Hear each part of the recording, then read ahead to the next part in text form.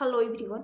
आज की इस क्लास में मैं आप सभी को एसएससी सीएचएसएल के लिए मैथ का प्रीवियस ईयर पेपर का क्वेश्चंस लेकर आई हूँ। आज है प्रीवियस ईयर पेपर का डे नंबर 14।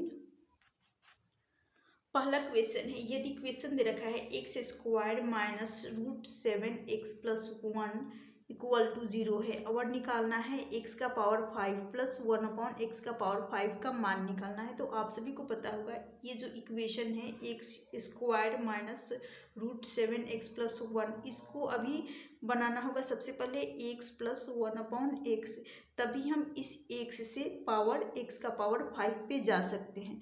तो उसके लिए इस इक्वेशन को सॉल्व करना होगा। अब मैं इसे हटा रही हूँ। चलिए पहले इस इक्वेशन को सॉल्व करना बता रही हूँ। तो जैसे कि ये इक्वेशन है, इस पूरे इक्वेशन में क्या करूँगी कि मैं एक्स का भाग लगाऊंगी। एक्स का क्या करूँगी, भाग लगा दूंगी। जब भाग लगाऊंगी तो ये हो जाएगा एक्स।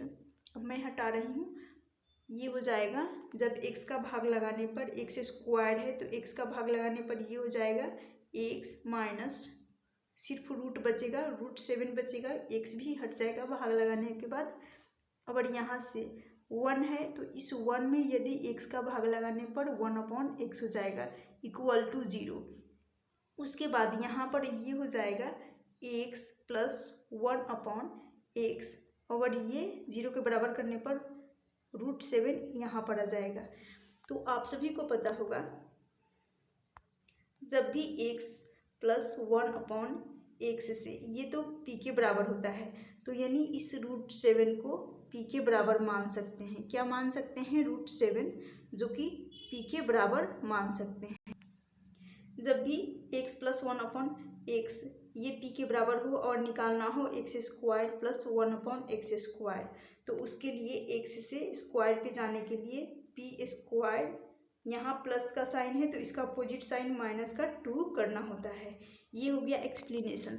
अब चलिए, जैसे कि यहाँ पर है पावर 5, तो पावर 5 है यदि, तो पावर 5 पर हम एक्स से डायरेक्टली पावर 5 पर तो जा नहीं सकते। उसके लिए क्या करना होगा, इस पावर 5 को सॉल्व करना सिखा रही हूँ। तो जब भी मैं थोड़ा सा एक लाइन ड्रॉ कर दे रही हूँ, जब भी ये दे रखा हो एक्स का पावर 5 प्लस 1 अपॉन एक्स का पावर 5, इससे तो directly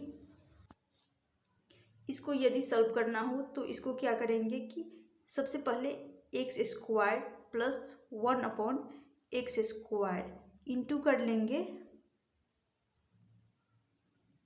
x cube plus 1 upon x cube कर लेंगे, और इसको घटा लेंगे, इसमें से एक्स प्लस 1 अपॉन एक्स को घटा लेंगे, तो वही बन गया जो कि एक्स का पावर 5 प्लस 1 अपॉन एक्स का पावर 5 निकल जाएगा। तो जैसे कि एक्स से स्क्वायर पे जाने के लिए पी स्क्वायर माइनस 2 किया जाता है, तो यहाँ पर वही रहेगा पी स्क्वायर, और पी को माने हैं 7 को माने हैं पी, तो रूट 7 का स्क्वायर कर लेंगे। रूट 7 का स्क्वायर कर लेंगे, उसमें से 2 को घटाएंगे, तो रूट 7 का स्क्वायर करने पर रूट हटेगा, सिर्फ 7 बचेगा। 7 माइनस 2 यदि कर रही हूँ तो ये हो जाएगा 7 माइनस 2, यहाँ से आ जाएगा 5। फिर इसको यदि सॉल्व कर रही हूँ तो यहाँ होता है पी क्यूब, यानी रूट 7 का क्यूब किया जाएगा, माइनस यहाँ पर हो जाएगा 3 पी, तो रूट 7 यहाँ रूट रहेगा। तो रूट 7, तो आप सभी को पता होगा रूट 7 का क्यूब करने पर ये 7 रूट 7 आता है, एक रूट 7 रूट 7 आता है, एक्सप्लेन की थी।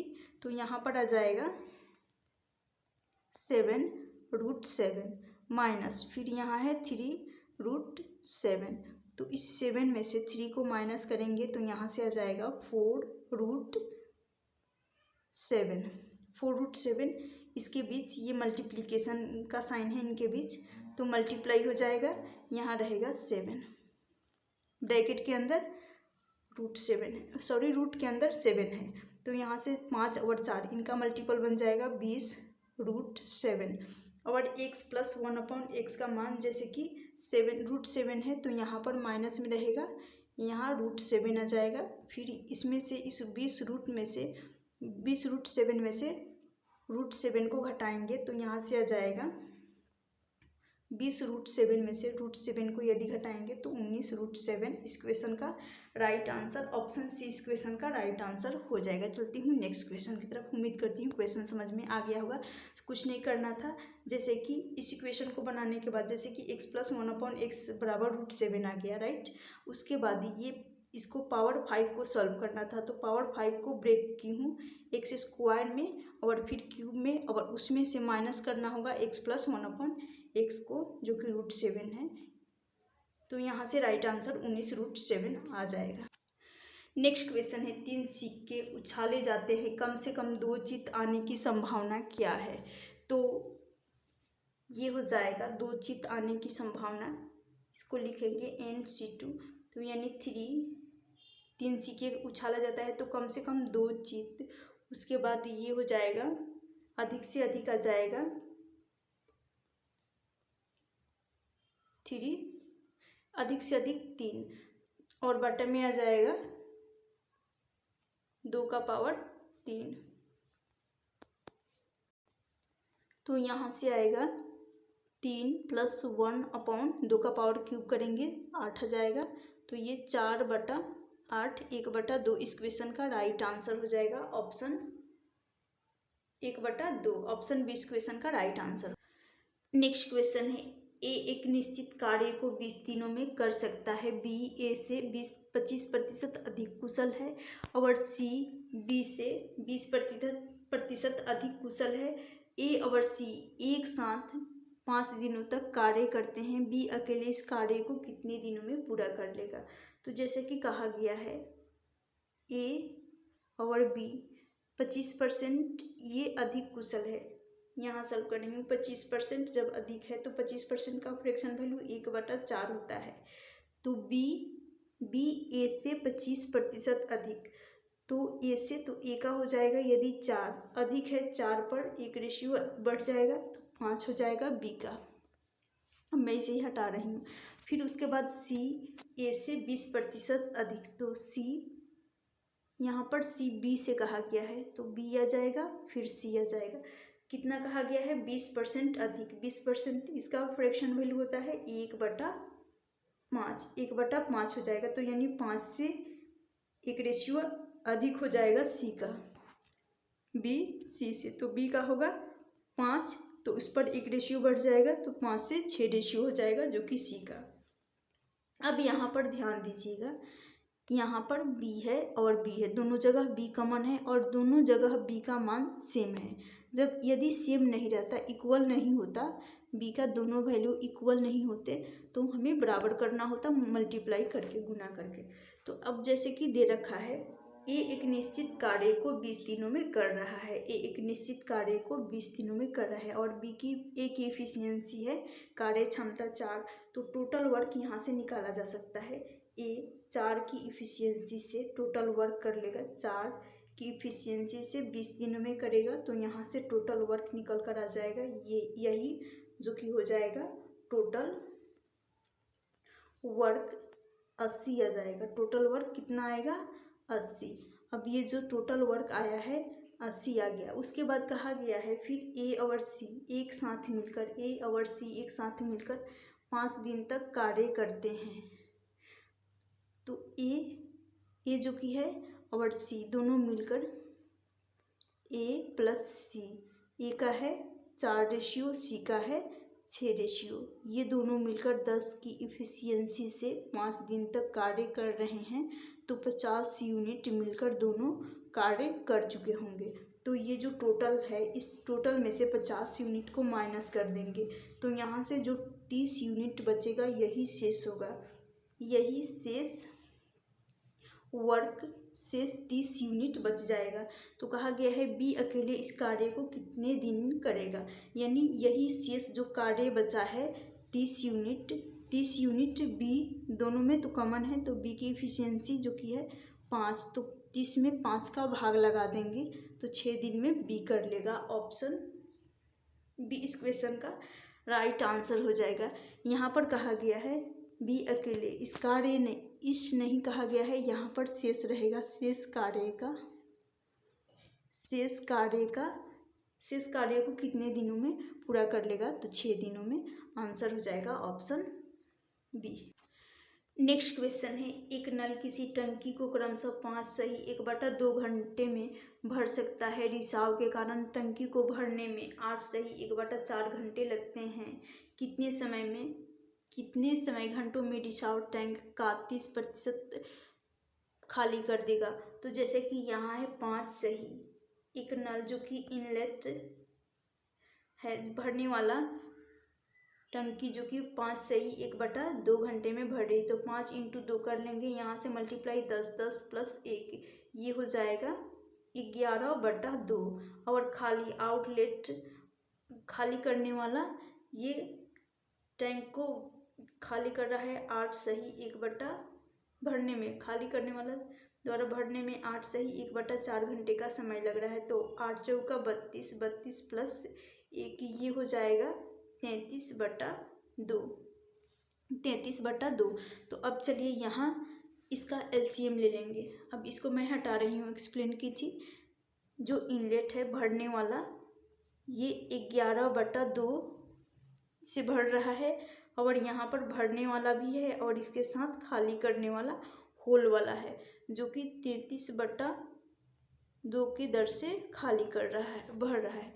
तो ये हो जाएगा, जब भी फ्रैक्शन आता है, फ्रैक्शन हो, भिन्न में हो और उसका एलसीएम लेना होता है, तो ध्यान रखिएगा हमेशा अंश का एलसीएम लेना होता है।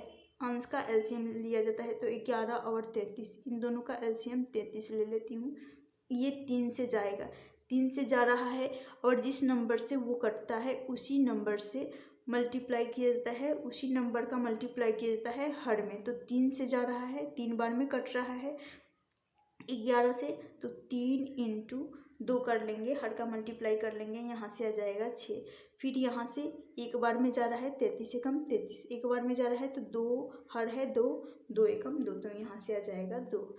फिर कहा गया है रिसाव 30%, रिसाव टैंक का 30% खाली कर देगा। तो जैसे कि ये जब यहाँ रहेगा 4, माफ़ करिएगा 2 नहीं 4 है क्वेश्चन में, बटा में 4 दे रखा है, तो यहाँ 4 रहेगा, तो 4 एकम 4 यहाँ से आ जाएगा, यहाँ से 4 आ जाएगा। तो जब भरने वाला है ये इसका है 6, और दोनों को मिलाकर 4 है, भरने वाले और खाली करने दोनों की मिलाकर क्षमता है 4, तो यानी खाली करने वाला 2 की दर से खाली कर रहा होगा, तो -2 यहाँ पर रहेगा, खाली करने वाला का क्षमता -2 रहेगा।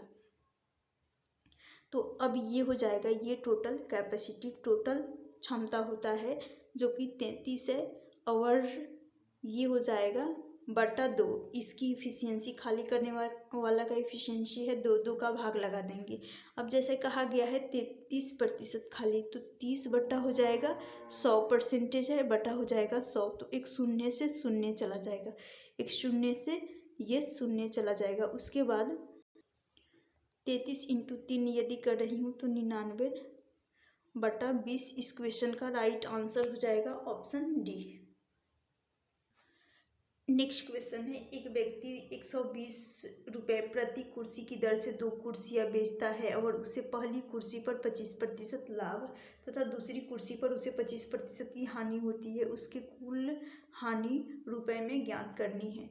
तो जैसा कि 25% का प्रॉफिट, 25% को यदि सॉल्व करूँगी 1 बटा होता है 4, इस 4 रेशियो, ये जो 4 रेशियो है ये कॉस्ट प्राइस का रेशियो हो जाएगा, और अंश में होता है, हर में कॉस्ट प्राइस का रेशियो हमेशा होता है, और अंश में होता है प्रॉफिट है तो प्रॉफिट का रेशियो हो जाएगा। अब जैसे कि फिर कहा गया है 25% का लॉस, यहाँ पर ये तो प्रॉफिट था, ये क्या था, प्रॉफिट था, यहाँ हो रहा है लॉस, तो लॉस के केस में इसका फ्रैक्शन वैल्यू 1/4 ही रहता है, और कॉस्ट प्राइस जो कि वही सेम है तो सेम रहेगा, कॉस्ट प्राइस डिनोमिनेटर में जो कि होता है वही कॉस्ट प्राइस, और इस पे 1 रेशियो का लॉस हो जाएगा।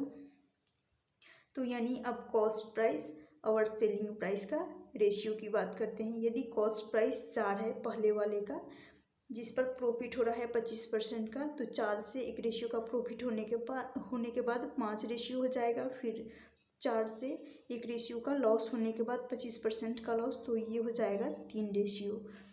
फिर कहा गया है यहाँ पर सेलिंग प्राइस को सेम करना होगा, तो यहाँ 3 का मल्टीप्लाई कर रही हूँ, यहाँ 5 का, ताकि सेलिंग प्राइस इक्वल हो जाए। और हो भी गया, 3 5 15 और यहाँ से भी 15 आएगा। तो जैसे कि यहाँ 3 का मल्टीप्लाई की हूँ तो कॉस्ट प्राइस में भी 3 का मल्टीप्लाई हो जाएगा, और फिर यहाँ पर 5 का मल्टीप्लाई की हूँ तो यहाँ पर भी कॉस्ट प्राइस में 5 का मल्टीप्लाई हो जाएगा। यहाँ से यदि मल्टीप्लाई कर रही हूँ तो यहाँ से आ रहा है 12 और यहाँ से आ रहा है 20। 12 और 20 इन दोनों का सम करूँगी तो ये हो जाएगा 32 और यहाँ से आ रहा है 30। इन दोनों का डिफरेंस यदि देखूँ तो 2 रेशियो का 2 का डिफरेंस आ रहा है, 2 का डिफरेंस आ रहा है। तो आप सभी को पता होगा ये तो है कॉस्ट प्राइस का, जैसे कि यहाँ पर लिख चुकी हूँ, ये कॉस्ट प्राइस है और ये है सेलिंग प्राइस। तो आप सभी, और ये हो जाएगा 2 रेशियो का, यहाँ लॉस होगा क्योंकि कॉस्ट प्राइस का रेशियो अधिक है सेलिंग प्राइस से, तो लॉस ही होगा। तो 2 रेशियो का लॉस हो रहा है वो भी। और उसके बाद यहाँ पर दे रखा है 120 रुपये प्रति कुर्सी की दर से 2 कुर्सी खरीद रहा है, तो 20 × 2 यहाँ से कर रही हूँ तो यहाँ से आ जाएगा 240। क्या आ रहा है 240, तो यहाँ पर 240 बटा करूँगी 30 और ये हो जाएगा 2 जो कि लॉस हो रहा है।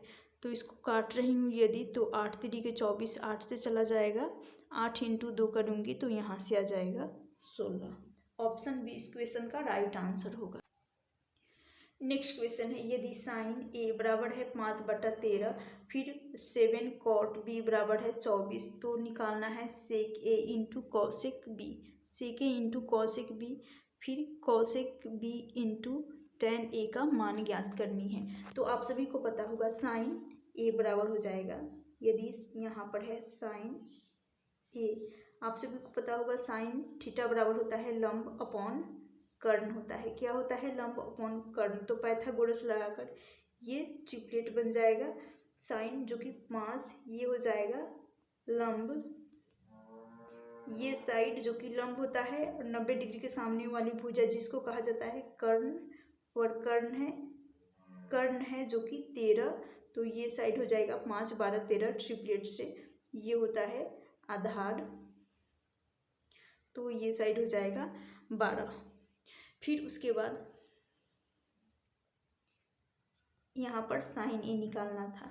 फिर उसके बाद जैसे कि दे रखा है 7 कॉट बी, इसको यदि सॉल्व करेंगे 7 क्या है 7 कॉट बी बराबर 24 है, तो ये हो जाएगा कॉट बी बराबर 24/7। क्या होगा 24/7।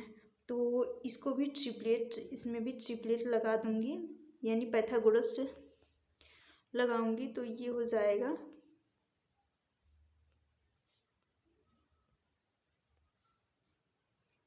यदि कॉट बी इसका मान निकालूं तो कॉट होता है, कॉट थीटा का मान होता है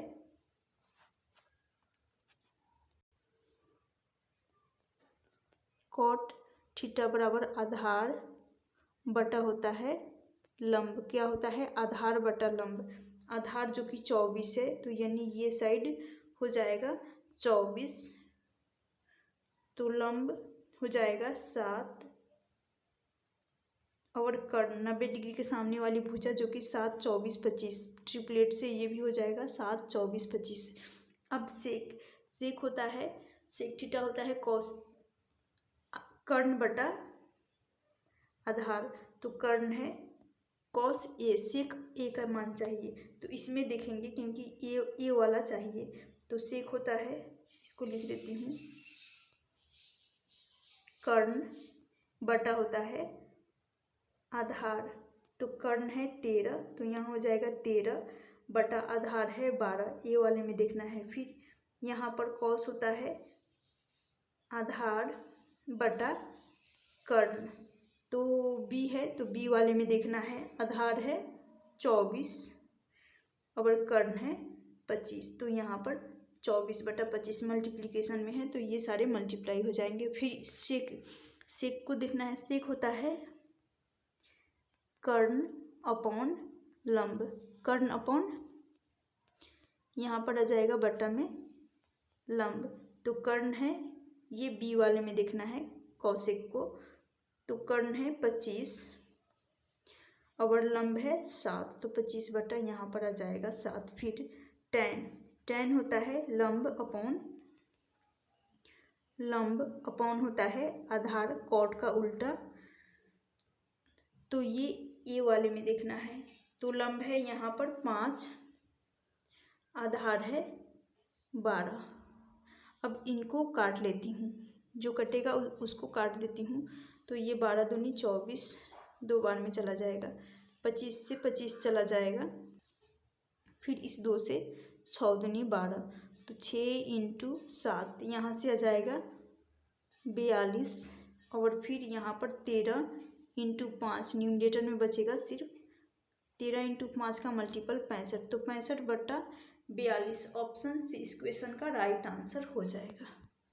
नेक्स्ट क्वेश्चन है 3.46 सेंटीमीटर ऊंचाई वाले समबाहु त्रिभुज का परिमाप सेंटीमीटर में क्या है। यदि ये √3 इसका मान 1.73 लेना है तो चलिए √3 का अब इसको सॉल्व कर लेते हैं। आप सभी को पता होगा समबाहु त्रिभुज की ऊंचाई होती है, समबाहु त्रिभुज की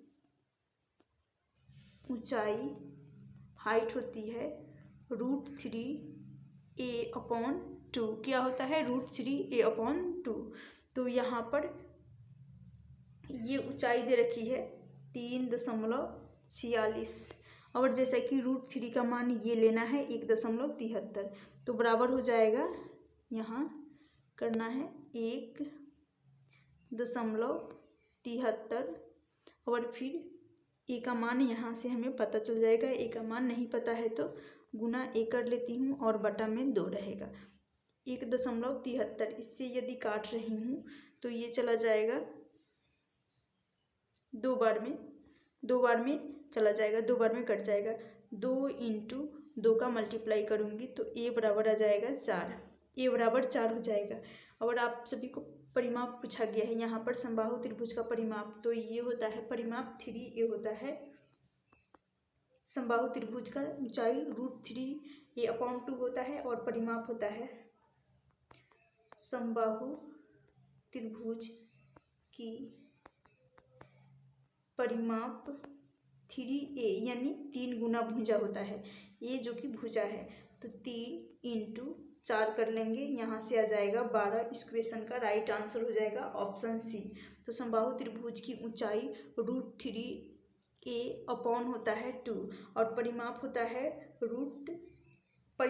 है 3a यानी 3 गुना भुजा। यदि समबाहु त्रिभुज की एरिया पूछी जाए तो एरिया होता है एरिया बराबर √3a² होता है 4। ये ध्यान रखिएगा। समबाहु त्रिभुज का एरिया क्षेत्रफल होता है √3a² 4, ऊंचाई होता है √3a/2 और परिमाप होता है 3 गुना भुजा। नेक्स्ट क्वेश्चन है ए ने एक निश्चित गति से 240 किलोमीटर की दूरी तय की। यदि उसकी क्वेश्चन में कहा गया यदि गति 8 किलोमीटर प्रति घंटा कम होती तो सामान्य दूरी तय करने में 1 घंटे अधिक समय लगता। वह अपनी वास्तविक गति से 480 किलोमीटर की दूरी तय करने में कितना घंटे का समय लेगा। तो जैसा कि डिस्टेंस है 240, क्या है 240 है, उसकी वास्तविक दूरी को मान लेंगे। डिस्टेंस बराबर वास्तविक दूरी को x मानेंगे। फिर कहा गया है उससे 8 कम है। ये क्वेश्चन बेहद ही आसान है। 8 किलोमीटर प्रति घंटा कम है यानी वास्तविक चाल से ये 8 किलोमीटर प्रति घंटा कम है तो यहाँ पर बटा में कर लेंगे। और डिनोमिनेटर में आता है वास्तविक चाल और जो कम है चालों का गुणनफल लिया जाता है। तो वास्तविक चाल x मानी हूँ और उससे 8 किलोमीटर वास्तविक चाल से 8 किलोमीटर कम है तो इसलिए x - 8 हो गया। और यहाँ पर डिनोमिनेटर में आता है इन दोनों का डिफरेंस तो ये हो गया x - 8। इन दोनों का यदि डिफरेंस लूँगी तो यहाँ से सिर्फ बचेगा 8 तो इसलिए डायरेक्टली मैं यहाँ पर लिख दे रही हूँ 8 और टाइम लग रहा है, यहाँ पर आता है टाइम डिफरेंस जो कि 1 घंटा अधिक समय लग रहा है, तो यहाँ पर 1 का मल्टीप्लाई कर दूंगी। तो फिर इसको क्रॉस मल्टीप्लाई यदि कर रही हूँ तो 24 इंटू 8, तो ये हो जाएगा 24, 240 इंटू 8, इसको बराबर कर लूँगी x इंटू एक्स माइनस 8 के, राइट। अब यहाँ से 224 इसको तोड़ रही हूँ यदि, तो ये बन जाएगा 40 इंटू 6, 40 इंटू 6 और 8, तो इसको फिर सॉल्व कर रही हूँ तो ये हो जा रहा है 40 इंटू 8 इंटू 6, ये हो जाएगा 48 होगा, राइट। अब यहाँ पर इन दोनों को तोड़ने के बाद यहाँ आ जाएगा, ये x माइनस 8 है, इसके जगह पर 40 आएगा, क्यों, और ये x जो कि वास्तविक चाल हो जाएगा 48, वही बन गया जो कि 24 और 8 का मल्टीपल, ये इसको तोड़ने के बाद बन गया। जैसे कि 48, यदि x का मान 48 रख रही हूँ तो 48 में से 8 जाएगा तो ये 40 ही बचेगा, तो इसलिए x माइनस 8 का मान 40 आ गया और x का मान 48, यानी वास्तविक जो चाल है वो 48 है। फिर कहा गया है वह अपनी वास्तविक गति से वास्तविक स्पीड चाल से चले तो 480 किलोमीटर की दूरी को कितने समय में पूरा कर लेगा। तो 480 किलोमीटर की दूरी है और उसकी वास्तविक चाल है 48, तो 10 घंटों का समय लग जाएगा, यहाँ पर कहा गया है टाइम का, तो ऑप्शन बी इस क्वेश्चन का राइट आंसर होगा।